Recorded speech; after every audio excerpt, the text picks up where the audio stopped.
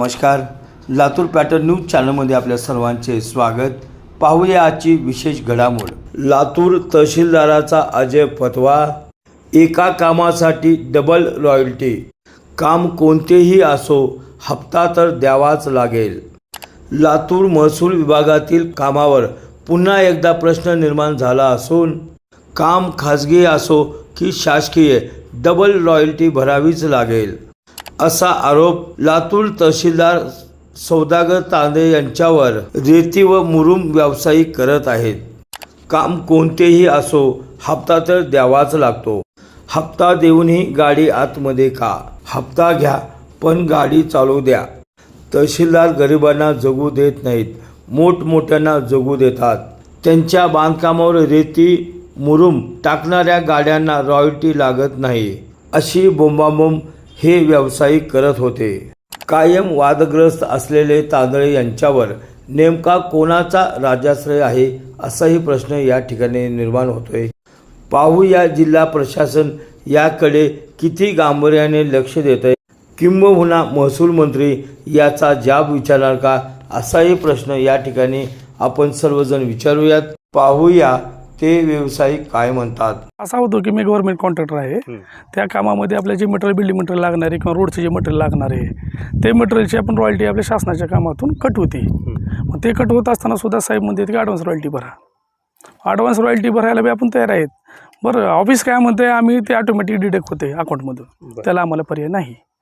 मग हे कुठून डिडक्ट होणार? इथं ॲडव्हान्स भरा. मग एका मालाचे जर 2 पैसे भरले, त्याच्यात पुन्हा अजून कॉम्पिटिशन वाढले आपलं रोडच्या कामाचं, ते बिलूचं डीडी भरायचं, हे डबल भरायचं. नेमकी अडचण काय? अडचण सांगतो ना सर. मग आता आपले जे मटेरियल येणार रोडसाठी ते गाडी आमच्यामध्ये घालत आहेत. आणि गाडी पकडली 2.5 लाख 3 लाख रुपये दंड मागत आहेत त्यांनी. हां, मागत आहेत म्हणजे सर चलन भरावं लागतं ना ऑनलाईन. ते चलन आहे ना आमच्या, मी एकदा भरलोयच ना.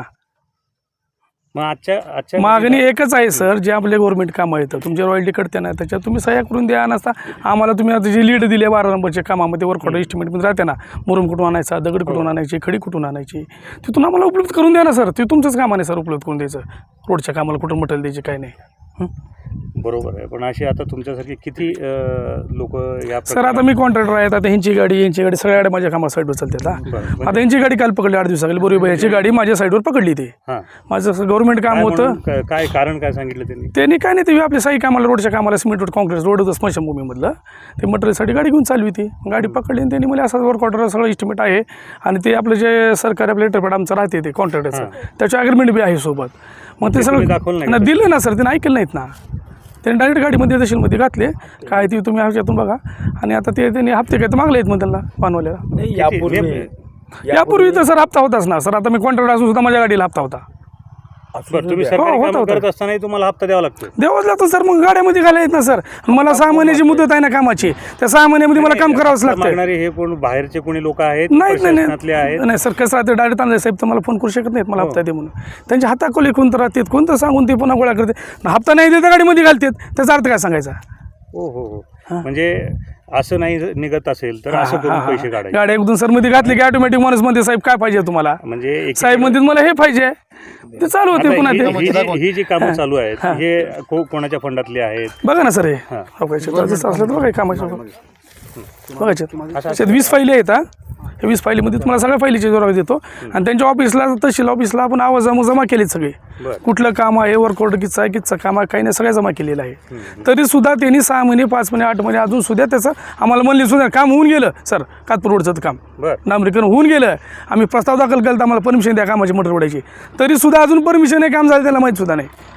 आणि काम आधीच पूर्ण झालं केलं सर. काय करावं सर? परमिशन याची बाकीची अजून बाकीच आहे. कसं करायचं? प्रशासन किती पाहिजे बघा. आता हा पैसा जो तुम्ही ओतलाय तिथं, तो द्यायचा कोणी? कायच पर्याय नाही सर. आता आमचे पैसे अडकले तर काम करावं लागते.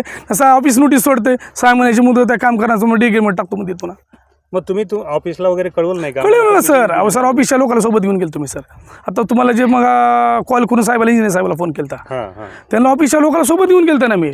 ऑफिसच्या लोकांना सुद्धा म्हणले ॲडव्हान्स रॉयल्टी भरा, म्हणजे मला जमत, तुम्ही कलेक्टर ऑफिसला रॉयल्टी भरता, मग तहसीलला भरा म्हणले, आणि पुन्हा काम चालू करा म्हणले तुम्ही. म्हणजे हा एकीकडनं कुठेतरी अडचणीत आणायचं. हो. आणि थोडंसं दबाव दिल्यानंतर बरोबर त्यांना जे मलिदा हवा आहे तो 100% त्याच्याबद्दल चालू आहे सर. त्यांना जर काही पाहिजे नसतं तर ते डायरेक्ट सरकारी काम असं ऐकून दिले असते, कर बाबा मला असते ना. पण मी माझ्या मटेरियल तर घरी नाही येणार सर, गव्हर्नमेंट कामाला वापरा, सरकारीच कामाला वापरलो ना, माझा वैयक्तिक काय त्याच्यात काही स्वार्थ नाही ना. नाही, आमचा असा विषय आहे हां पत्रकार बांधवांचा की सरकारी आपण शासकीय कॉन्ट्रॅक्टर आहात आपण, हां हां तरी पण तुम्हाला हप्ते द्यायची काय वेळ येते आणि हे हप्ता कोण मागते? सर तांदळे साहेब मागतात ना.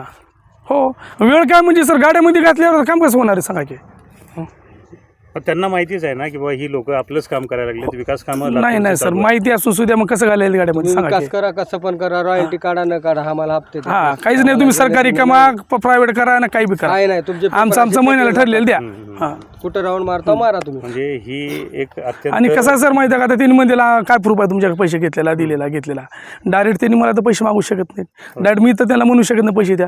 त्यांचे काही तर माणसं राहतात आमच्या वाहनवाल्यामध्येच कोणतर किंवा कॉन्ट्रॅक्टरमध्ये, हे सगळं ठरवून एक महिन्याला ठरते. सर नाव सांगता येत नसतं ना कसं राहते सर, एखाद्याचं नाव सांगितलं तर त्यांचे वाद होणार किंवा माझे वाद होणार, काही तर आमचं बी अडकेल राहते ना सर, सगळं ओपन करून का रोडवर येऊन बसायचं का मला? हां ते पण खरं. बरोबर आहे का सर, मला बी शेवटला संसार करता आहेच ना. हां मी तर तहसीलदार कुठला आय एस ऑफिसर नाही ना, मी काम करून खाणार रोजगारी माणूस आहे. आज तुमची मागणी काय प्रशासनाकडे? सर प्रशासन मागणी काही नाही, माझ्या जी गव्हर्नमेंट कामाला त्यांनी मदत करावं, रिसर जे आहे ते माझ्याकडून वर्क ऑर्डर घ्यावं, जेवढं मटेरियल लागते तेवढं द्यावं. मी का 2 नंबर त्याला म्हणणं झाला की मी मला का दुसऱ्या लोकांना टाकू द्या, त्याच्यातून पैसे घ्या, करा ते करा. ठीक. आजच्या बातमीपत्रात इथेच थांबू.